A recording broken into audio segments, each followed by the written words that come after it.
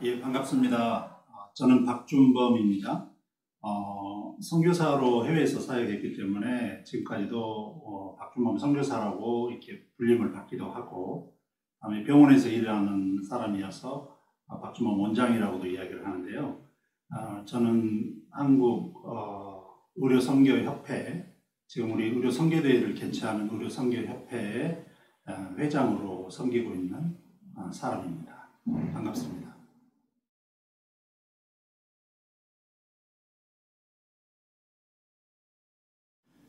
예, 저는 두 가지 정체성 안에서 일하고 있습니다. 국내에서. 첫째는 이제 의료인, 의사로서 특히 이제 암 환자를 치료하는 외과 의사이면서 온콜로지스트인데요. 종양학에 이제 매일 암 환자들을 클리닉에서 상담하고 고치고 치료하는 그런 의사로서 매일 그 가장 그 생명의 그 도전 가운데 있는 암 환우들을 잘 치료하고 또 그분들의 이 치료의 경과들을 잘 보살피고 또 영적으로나 또는 사회적으로 이분들의 전인적인 치유를 또 제공하는 그런 의사로서 역할을 하는 게 저의 일상의 선교적 삶의 한 부분입니다.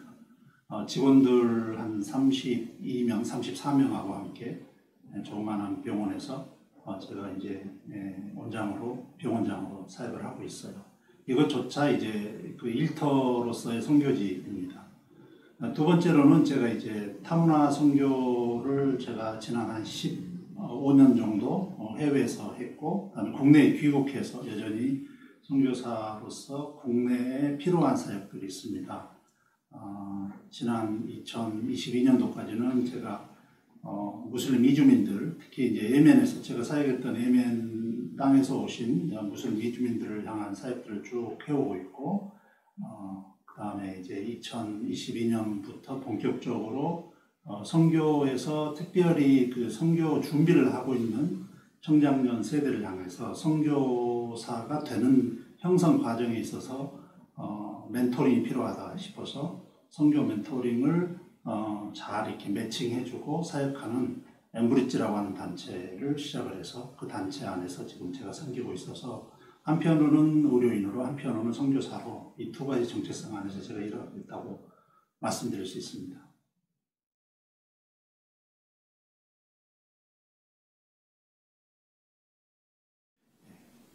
저희 앞으로의 비전은 제가 지금의 저의 나이와 저의 경험과 지금의 상태에서 후배들에게 더 좋은 형태의 멘토링 그리고 리더십에 대한 이렇게 나눔. 그래서 그 후배들이 결국 앞으로 국내와 국외 선교를 감당하는데 의료 선교든 아니면 조금 포괄적인 하나님의 선교를 감당하는 데 있어서 뭔가 그 길을 만들어내고 그 길을 가도록 도전하고 또 격려하는 그러한 그 역할을 하고 싶습니다. 구체적으로 제가 아까 엠브리지를 통해서 선교 멘토링 한다고 그랬는데요. 그 멘토링을 통해서 형제 자매들이 실질적으로 하나님의 선교에 참여하는 자신의 삶과 사역과 또 가정과 그 열방에 대해서 어떤 역할을 어떠한 퀄리티로 질로 하나님의 선교에 참여해야 될지 이런 부분들을 많이 돕고 싶습니다. 그리고 두 번째는 여전히 이 캔서 환자들, 암 환우분들이 생명의 그 어떤 보면은 그 엣지에 서 있거든요. 낭떠러지에 서 있는 분들이 굉장히 있는데 그분들과 함께 이 의료를 통해서 또는 이 영적인 대화를 통해서 그분들의 생명이 단순히 그 물리적인 육체적인 생명뿐만이 아니라 영적이고 또 전체 하나님의 창조된 생명이라는 것을 통해서 아마 그 전도하는 일은 주로 병원, 클리닉에서 많이 일어나고 있어서 그런 일들은 또 그것도 전도도 하나님의 선교의 한 부분이잖아요. 그래서 그런 일들에 매진할 것 같습니다. 그리고 섬기고 있는데 의료 선교협회에서 제가 지금 체어맨으로 회장으로 섬기고 있지만 또 제 일생을 쭉 의료 선교협회에 헌신한다고 한다면 이후에도 다양한 역할로서 의료 선교 운동과 의료 선교사들을 배양하고 배출하는데 필요한 일들을 지속적으로 하지 않겠는가. 이것이 중요한 저의 선교의 비전의 트랙이지 않겠는가 이렇게 예상을 하고 있습니다.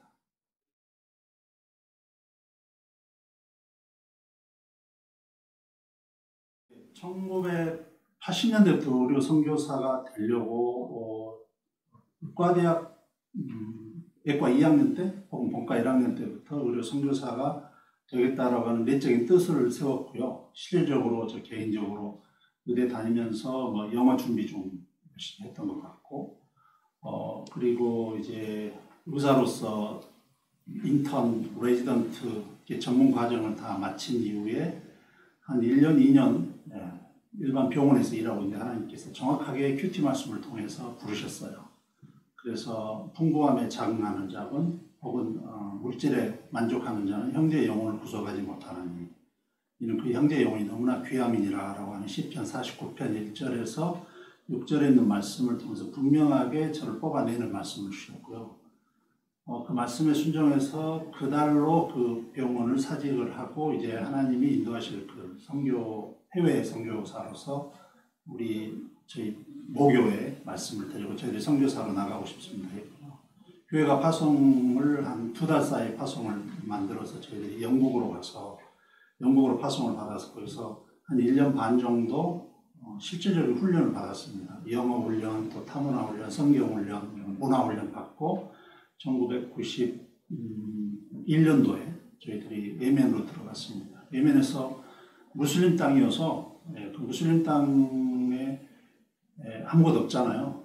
교회도 없고 이렇게 지상으로 올라와 있는 성도들도 만날 수도 없고 그러한 땅에서 정말 그 한 사람의 제자를 만드는 일, 그런 일들에 집중해서 13년 정도 일을 했던 것 같습니다.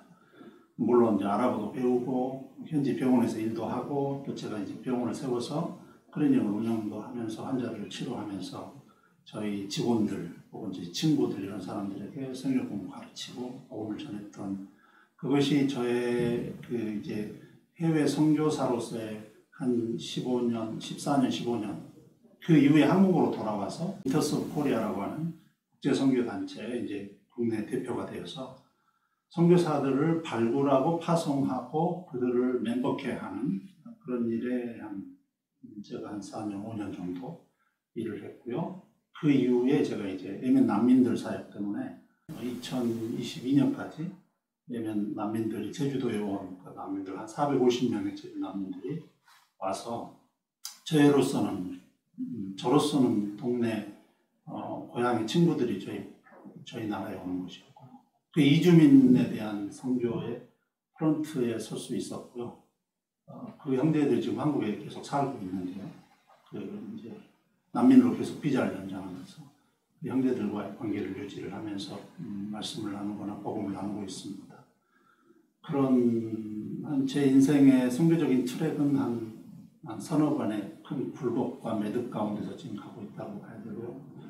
그 암 환자들도 선교 필드라고 하는 것은 우리 그 랄프 윈터 목사님께서 돌아가시기 얼마 전에 한국에 오셔서 이제 미래를 예언하면서 한 10가지의 영역의 예언을 주셨는데 그 중에 하나가 암 환자들 영역이 우리에게 주어지는 선교 필드다라고 했고요. 그 당시에 대학 캠퍼스, 유니버시티도 우리의 필드다.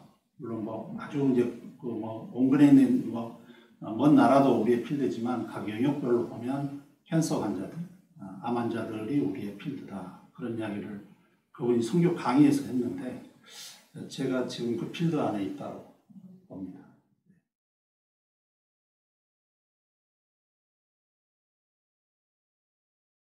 그 현실적인 방법이라고 하는 게 가장 어려운 질문이에요. 과연 그 선교적 삶이 현실을 바탕으로 해서 그 현실에 맞추는 거냐, 아니면 현실을 초월하고 극복하면서 선교적 삶을 이루는 거냐, 우리가 보자면 후자의 이야기가 맞습니다. 현실에 타협해서 선교적 삶을 사는 것은 아닌 것 같고요.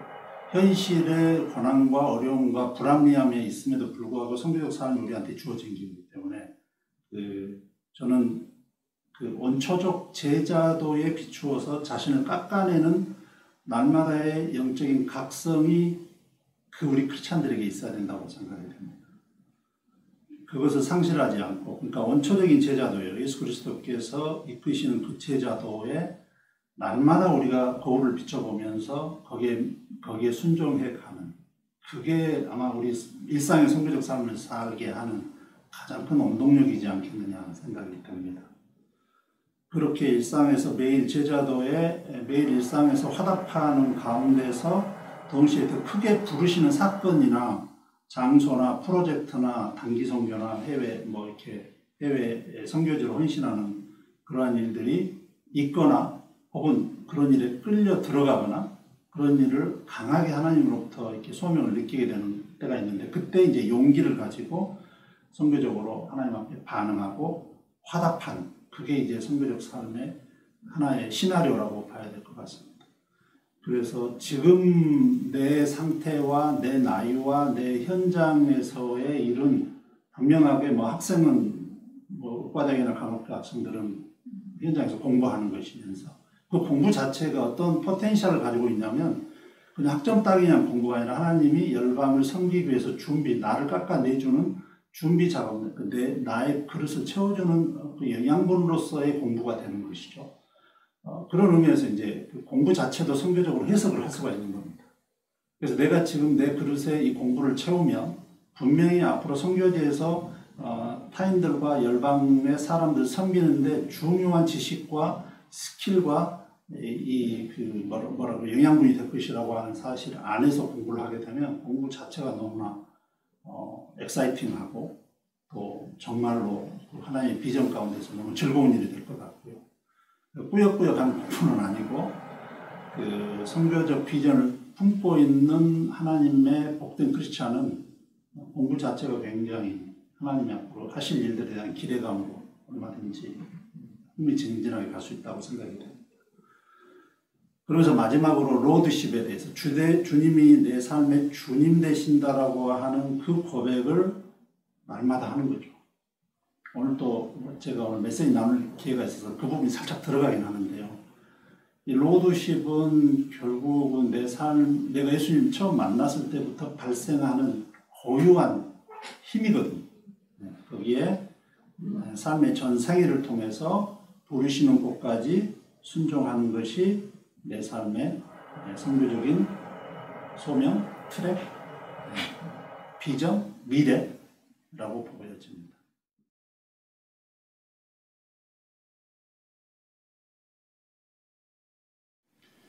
이번 의료 선교대회는 아마 10대 후반, 10대 후반 혹은 20대 초반부터 만약 만 70대 중후반의 연령에 있는 다양한 계층이 참여하는 굉장히 올 제너레이션에 해당된다고 봐야겠습니다.